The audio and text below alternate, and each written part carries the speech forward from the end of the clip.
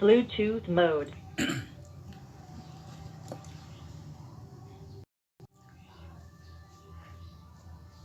Assalamualaikum warahmatullahi wabarakatuh. The Bluetooth is connected successfully.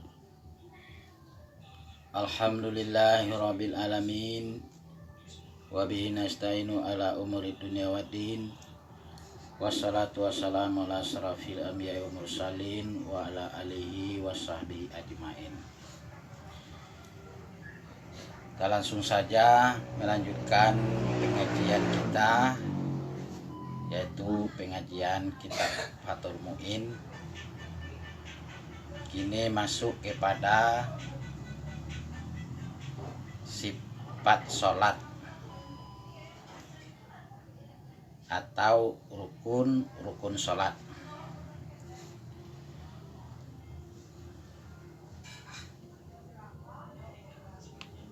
Ini satu pasal pada menyatakan rukun sholat.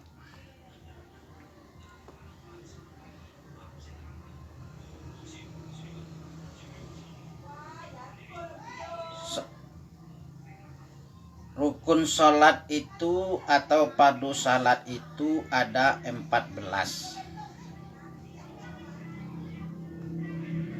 Dengan menjadikan tumakninah pada tempatnya jadi satu rukun. Jadi yang biasa kita dengar rukun salat itu 13. Tetapi di sini disebutkan 14. Kenapa disebutkan 14?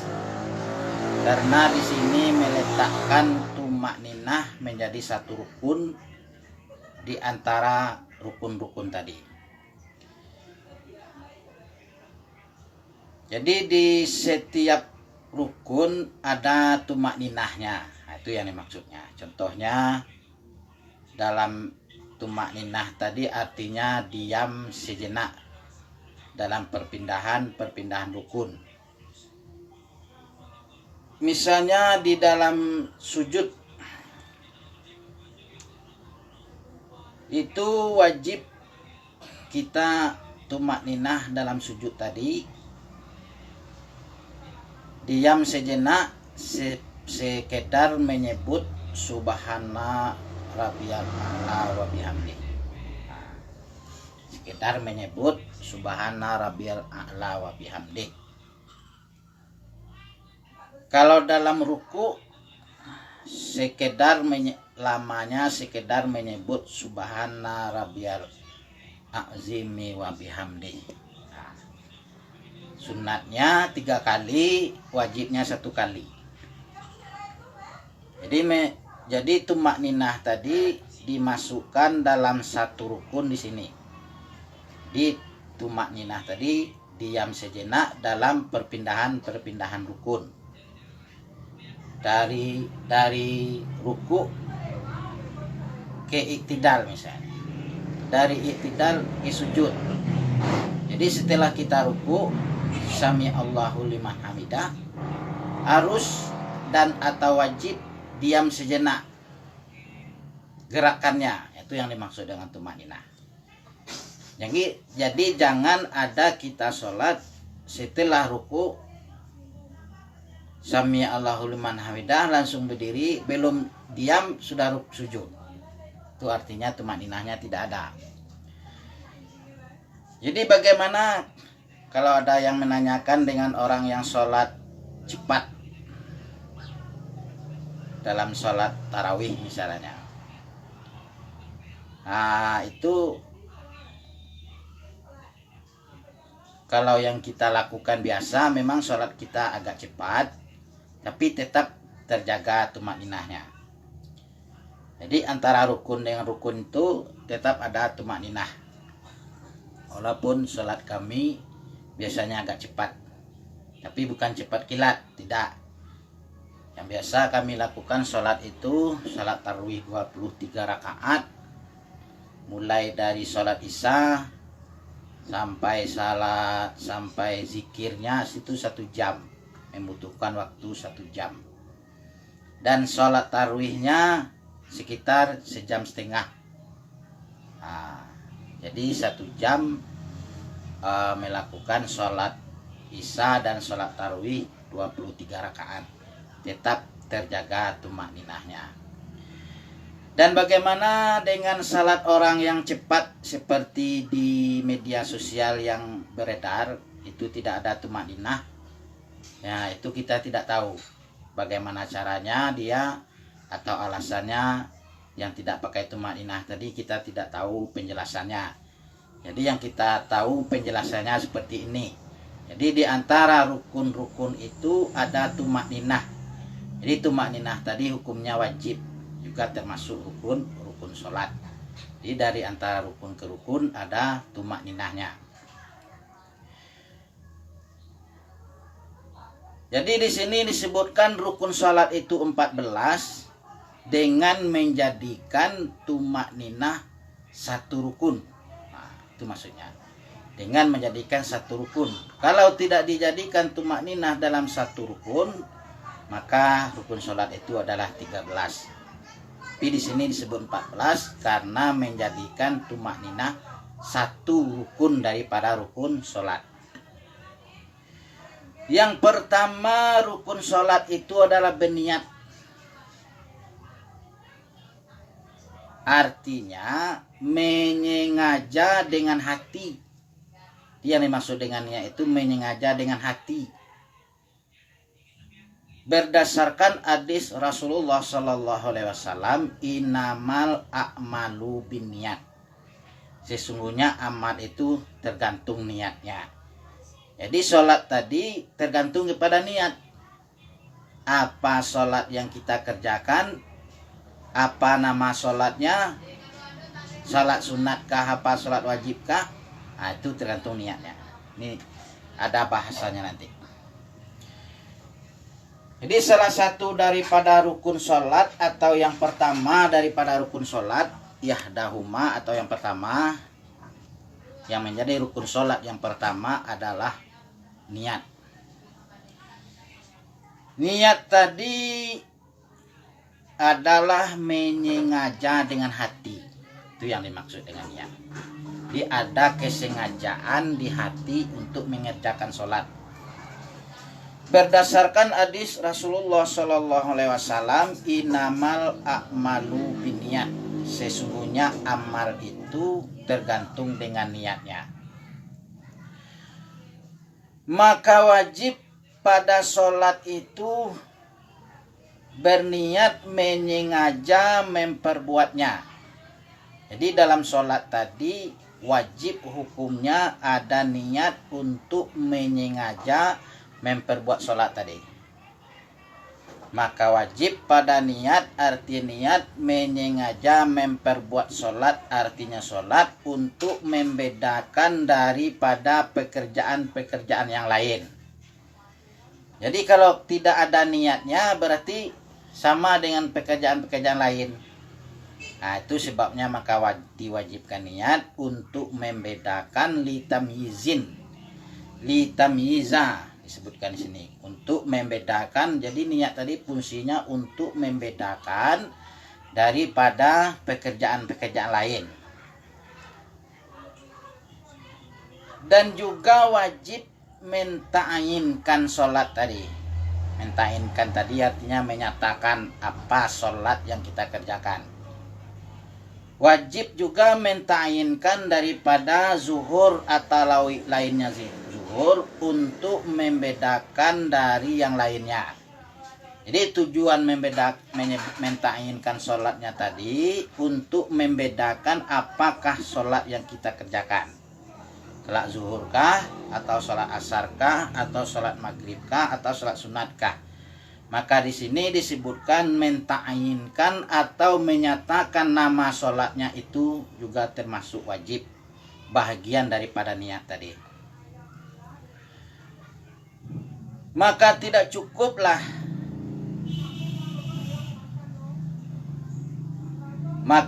cukup berniat membuat fardu waktu atau melakukan fardu waktu. Misalnya kita cuman mengucapkan sengaja aku sholat di ini waktu atau dalam waktu ini. Misalnya kita sholat zuhur, tanpa kita sebutkan sholatnya, usalli fardal zuhrinya tidak kita pakai, cuman kita sebut sengaja aku sholat dalam waktu ini misalnya. Itu tidak cukup, artinya tidak sah. Maka sholat dalam waktu zuhur wajib kita ta'inkan, wajib kita nyatakan sholatnya. Contohnya usalli fardal zuhri, di menyebutkan kata zuhri tadi wajib. Nah, itu yang disebut menta'inkan. Usalli fardal asri, menyebutkan kata-kata asri itu wajib. Usalli fardal subuhi, menyebutkan kata-kata subuhi itu wajib. Jadi wajib menta'inkan atau menyatakan apakah sholat yang kita kerjakan. Itu yang disebut dengan menta'inkan tadi. Jadi wajib menta'inkan sholat tadi dari zuhur misalnya, atau lainnya zuhur, untuk membedakan dari yang lainnya.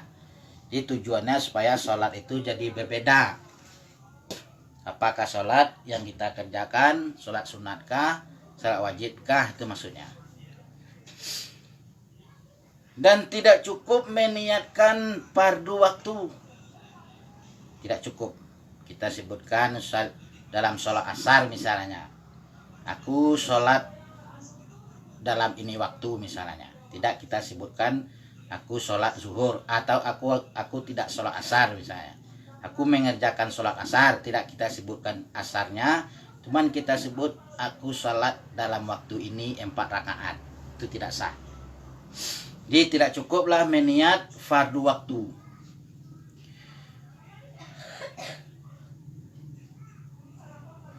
Dan jika sholat yang dikerjakan tadi sholat sunat, selain sholat sunat mutlak, kalau sholatnya sholat sunat, selain dari sholat sunat mutlak, juga diwajibkan menta'inkan tadi. Jadi jika ada yang sholat yang kita kerjakan tadi sholat sunat selain sholat mutlak, seperti sholat rawatib. Sholat rawatib itu sholat sunat yang kita kerjakan qabla dan ba'da. Contohnya sholat sesudah zuhur misalnya, itu namanya sholat rawatib. Atau sholat sunat 2 rakaat sesudah maghrib, itu namanya sholat rawatib. Seperti sholat rawatib dan sunat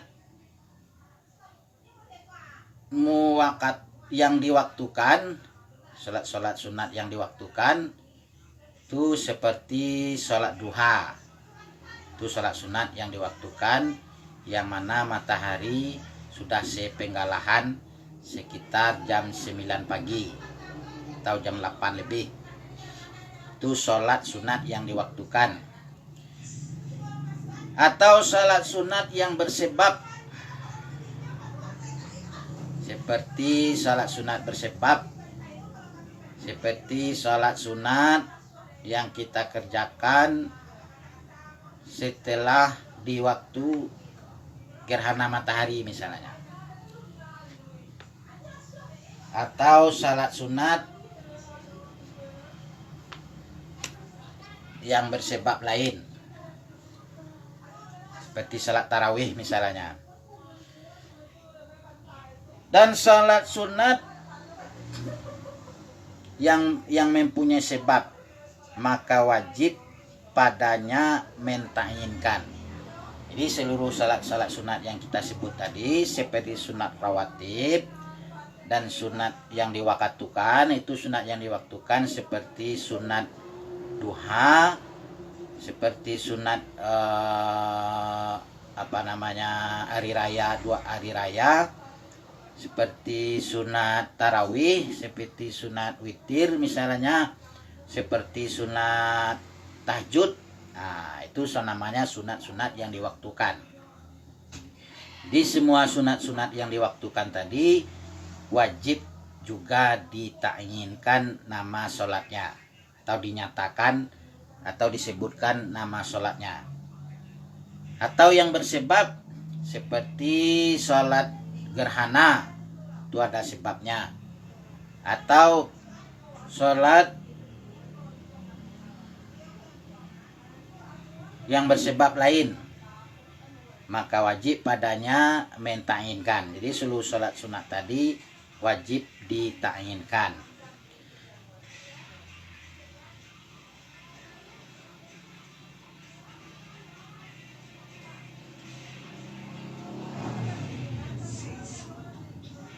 Maka wajib padanya mentayinkan dengan menyandarkan kepada apa yang dia nyatakan.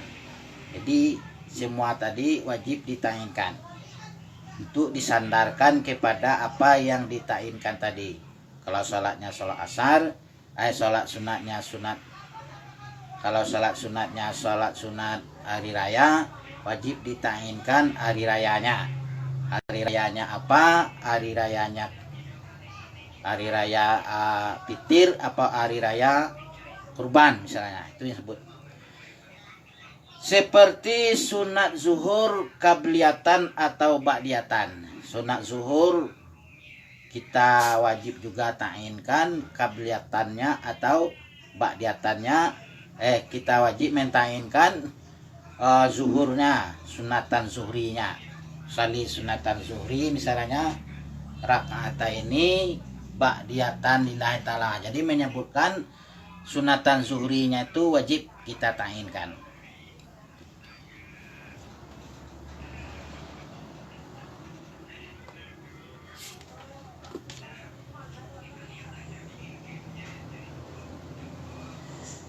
Dan contoh-contoh sekalian sholat sunat, baginya sunat yang sebelumnya baginya ada salat sunat sebelumnya dan salat sunat sesudahnya. Seperti salat hari raya Adha dan hari raya Fitir. Nah, itu juga wajib ditayinkan. Ini dicontohkan semisalnya setiap salat baginya salat sunat sebelumnya atau sesudahnya, seperti salat sunat duha. Salat sunat hari raya duha, hari raya Adha atau hari raya Fitir. Nah, maka wajib ditayinkan nama sholatnya. Apakah sholatnya hari raya Adha atau hari raya Fitri. Misalnya contohnya usalli sunatan li idil fitri contohnya. Jadi menyebutkan li idil fitri tadi wajib. Nah, wajib kita sebutkan. Kalau tidak kita sebutkan, sholat sunatnya tidak sah, itu maksudnya. Atau usali sunatan li idil adha, menyebutkan idil adhanya itu juga wajib. Jadi minta itu yang disebut mentayinkan namanya. Jadi mentayinkan atau menyatakan nama sholatnya itu wajib juga termasuk rukun, bahagian dari niat.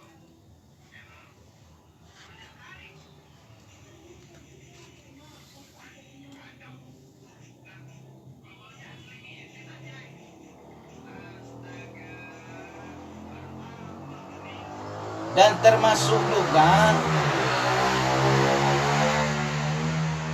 salat yang wajib kita tayinkan yaitu salat witir. Termasuk juga wajib kita tayinkan yaitu salat witir.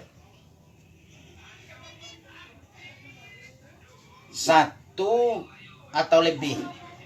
Satu rakaat kita kerjakan witir tadi atau lebih. Wajib kita tayinkan nama sholatnya. Usalli sunatan witri misalnya. Rakaataini. Nah, jadi menyebutkan witrinya tadi itu wajib juga. Wajib kita tayinkan. Usalli sunatan witri rakaataini. Atau usalli sunatan witri rakaatan kalau satu rakaat. Jadi menyebutkan witrinya juga wajib. Tetapi cukuplah meniatkan witir daripada indak menyebutkan bilangan. Jadi kalau sunat witir, itu tidak diwajibkan menyebutkan bilangannya. Cukup kita sebutkan usalli sunatan witri. Rakataininya itu tidak diwajibkan. Jadi cukup meniatkan witir daripada indak menyebutkan bilangan yang ditanggungkan atas apa yang dimaksud oleh orang yang melakukannya. Dan tidak cukup pada sholat tadi niat sunat isya atau rawatibnya. Jadi kalau kita melakukan sholat sunat isya misalnya, itu tidak cukup usalli sunatan isya saja. Jadi tidak cukup pada sholat tadi niat sunat isya atau rawatibnya. Dan tarawih dan doa dan duha seperti seperti sholat istiqa dan khusuf dan sholat gerhana matahari dan salat gerhana bulan. Jadi semua yang kita sebutkan tadi tidak cukup hanya menyebutkan sholat sunatnya saja. Itu juga sunat kita sebutkan banyak bilangannya. Jadi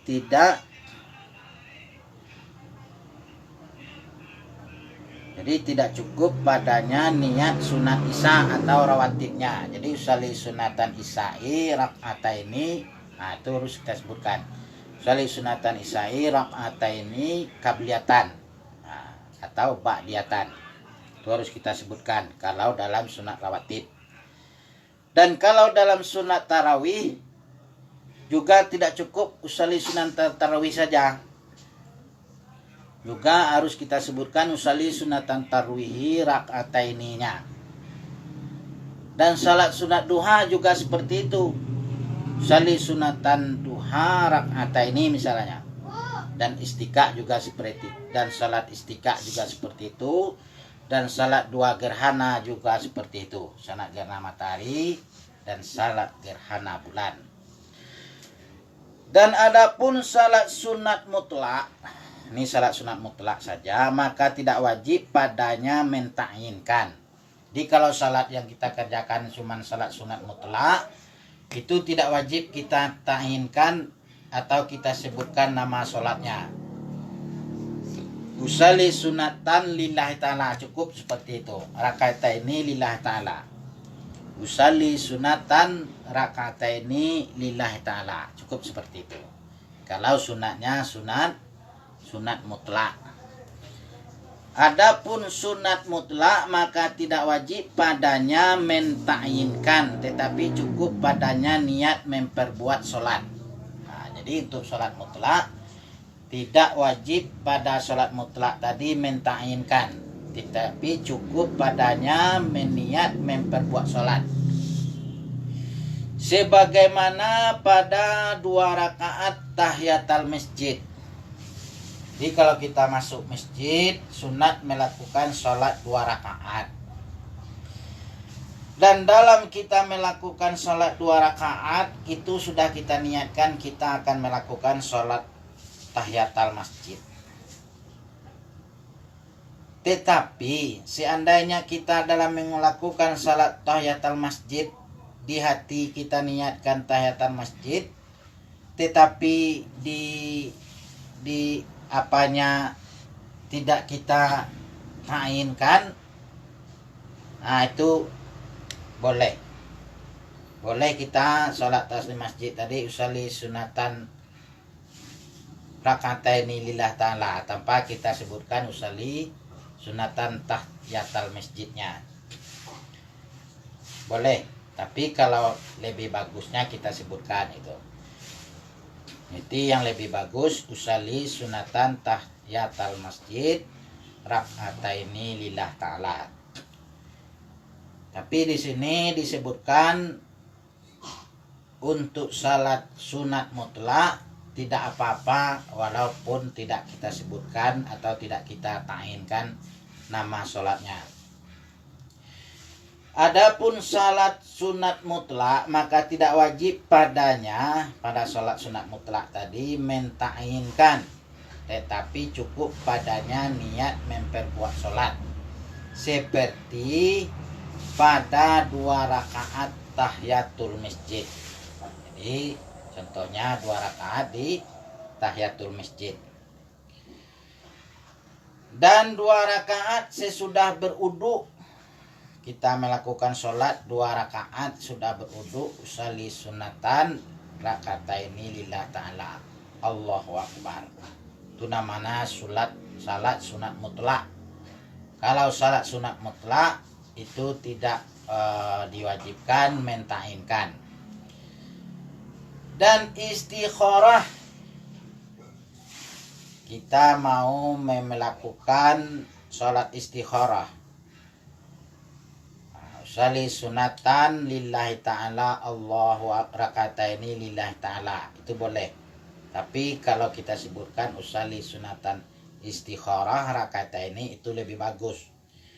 Jadi seandainya kita nggak sempat menyebut itu salatnya sah. Karena salat istikharah tadi juga termasuk salat mutlak.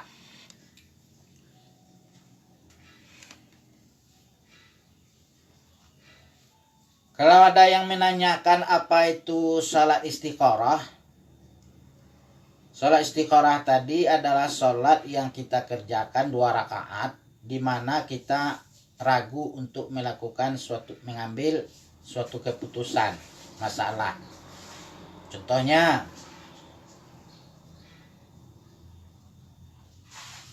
kita contoh yang mudah aja, kita mau ke pasar. Ada keraguan untuk ke pasar atau tidak. Karena nggak ada keputusan, kita lakukan sholat 2 rakaat usalli sunatan istikharah rakataini lillahi ta'ala. Dan diniatkan dalam sholat istikharah tadi untuk menentukan pilihan. Apa yang harus kita pilih. Di situ kita melakukan sholat 2 rakaat. Nah, itu yang disebut dengan sholat istikharah. Kalau misalnya ada seseorang yang punya 2 misalnya. Contohnya orang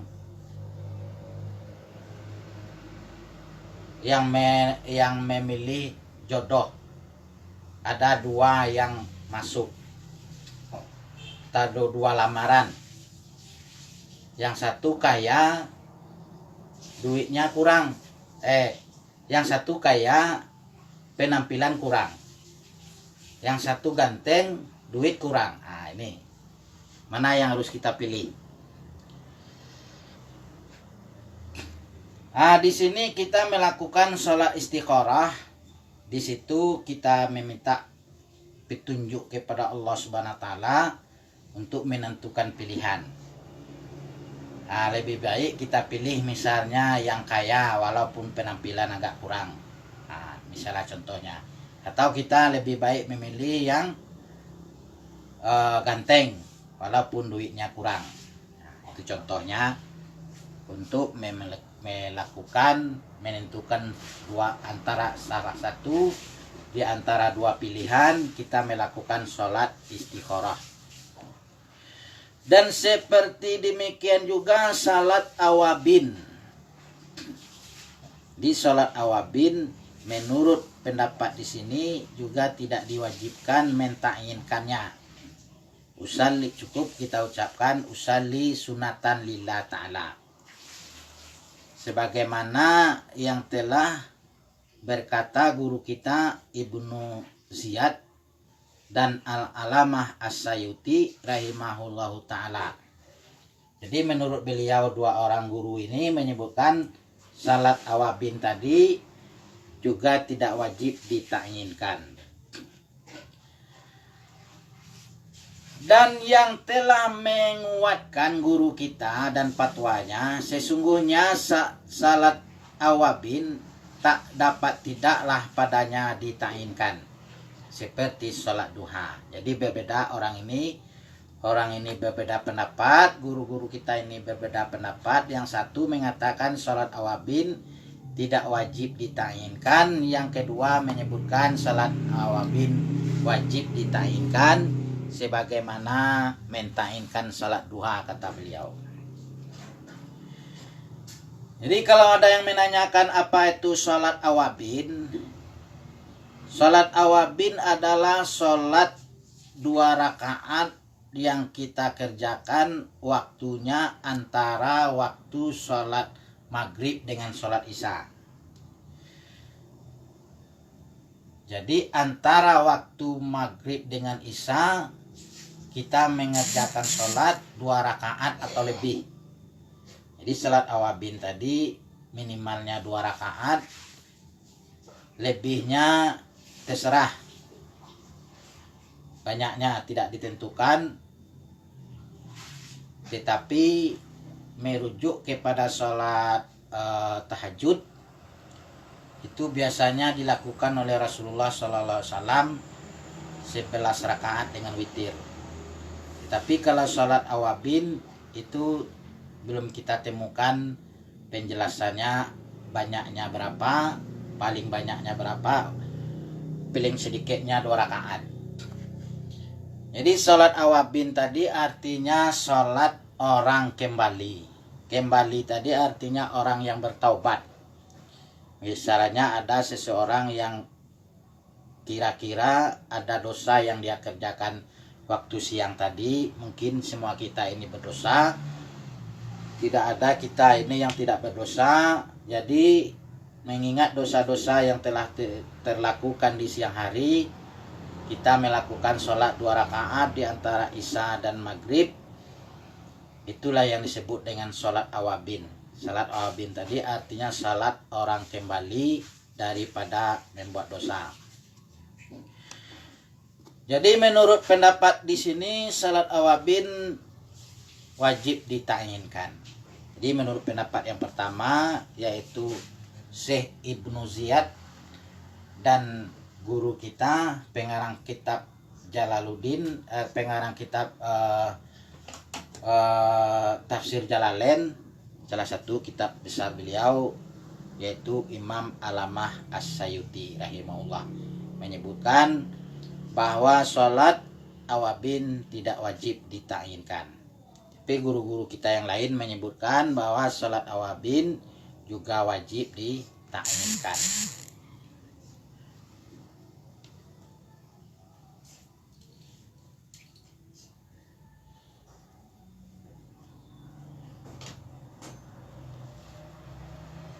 Sedikit lagi karena mengingat waktu, karena udah hampir jam 12, kita ringkaskan, kita tambah sedikit. Dan wajiblah menta'inkan yang fardu. Nah, ini khusus yang fardu wajib kita ta'inkan. Wajiblah menta'inkan sholat fardu. Artinya sholat yang wajib sekalipun fardunya fardu kifayah atau nazar. Mana contohnya sholat fardu kifayah? Sholat jenazah misalnya. Jadi dalam sholat sunat jenazah itu wajib juga kita sebutkan fardan kifayati lillahi ta'ala.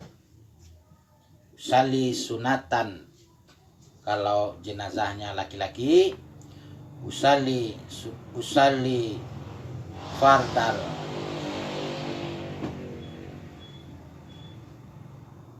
usali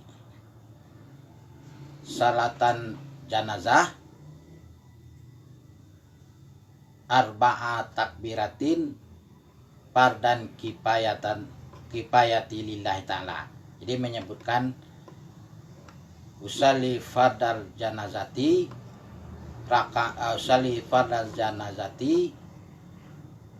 arba'a takbiratin fardan kifayati lillahi ta'ala.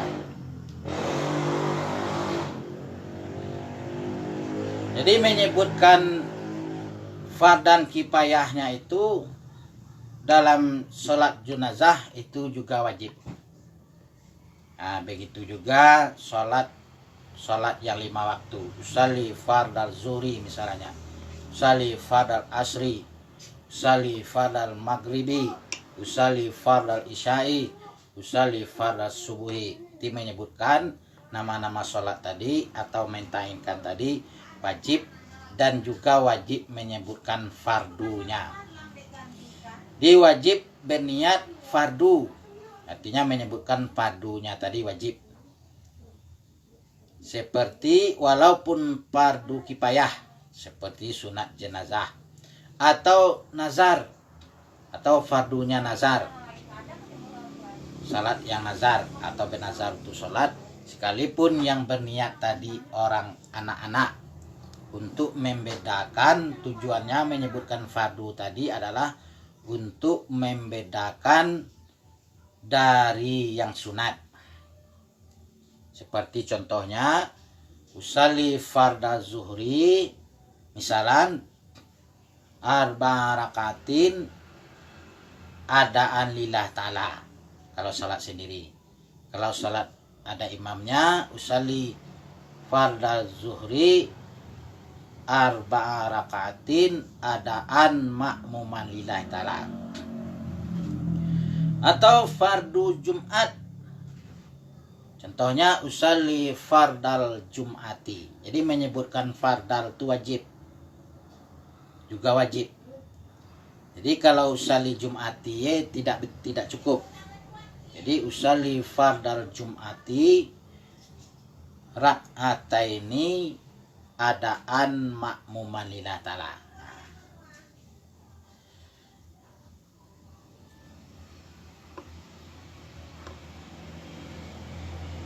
Dan sekalipun jika seseorang tadi mendapati imam telah bertasahud, atau ini contoh orang yang sholat masbuk atau sholat terlambat. Sholat masbuk tadi artinya seseorang yang sholat yang tidak mendapati takbiratul ihram imam, itu disebut dengan si masbuk. Walaupun masbuk tadi mendapati imam telah bertasahud. Ini orang yang terlambat datang waktu sholat Jumat karena ada aral melintang, ada hal-hal misalnya terlambat datang melakukan sholat Jumat. Pas dia datang di masjid, imam sudah bertasahud. Dia tetap juga melakukan takbiratul ihram, dan dia tetap juga wajib menyebutkan usalli fardal, tetap wajib menyebutkan fardal Jumatnya.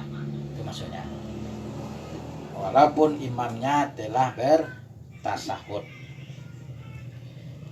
Seperti salat padu zuhur, misalnya usalli fardal zuhri atau fardal Jumat atau salat fardu Jumat.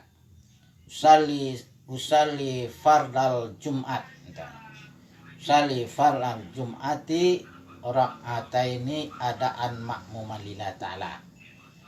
Jadi menyebutkan fardal tadi wajib, sekalipun seseorang tadi mendapati imam telah bertasahud atau dalam keadaan bertasahud.